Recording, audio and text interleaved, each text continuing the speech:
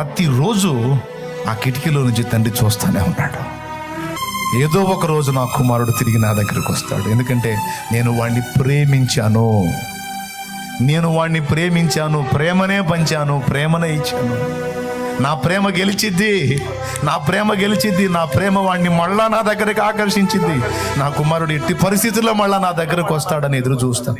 ప్రతిరోజు ఆ కిటికీలో నుంచి లేదా ఆ వాకిటి వైపు చూస్తావు. ఆయన ఆశ ఫలించి ఒక రోజు నిజంగానే వాళ్ళంత దూరంలో వస్తూనే ఉన్నాడు.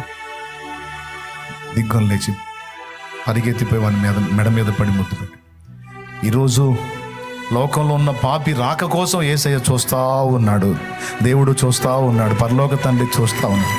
అంతేకాదు రక్షణలోనికి వచ్చి కూడా మళ్ళా పాపంలోనికి దిగజారిపోయిన వారి వైపు పాపంలోకి దిగజారిపోయి మళ్ళా పాపానికి బందీలైపోయి అక్కడే ఆగిపోయిన వాళ్ళ కోసం కూడా రోజు దేవుడు తెరచినటువంటి తలుపు నుంచి, తెరచిన కిటికీ నుంచి చూస్తూనే ఉన్నాడు ఆయన.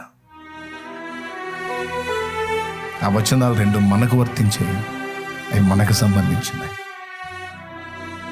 వానికి సంబంధించినవి కాదు. తిరిగి వస్తే ఏం జరిగిద్ది? తిరిగి ఎలా రాగలం అంటే తండ్రి తెలుసు కాబట్టి రాగలం, తండ్రిని ఎరుగున్నాం కాబట్టి రాగలం, తండ్రి ప్రేమ తెలుసు కాబట్టి రాగలం. ఎంత అట్టడుగు స్థితికి దిగజారినా సరే వాడు అందులో ఉండలేడు, వాడు తండ్రి వైపు మళ్ళాల్సిందే, తండ్రిని తెలుసుకున్నవాడు. నీ నాన్నని నువ్వు ఎరుగుంటే పందుల దొడ్డి స్థితికి నువ్వు పోయినా సరే నువ్వు తిరిగి రావాల్సిందే. నా దగ్గరికి వస్తావు, ఉండలేవు.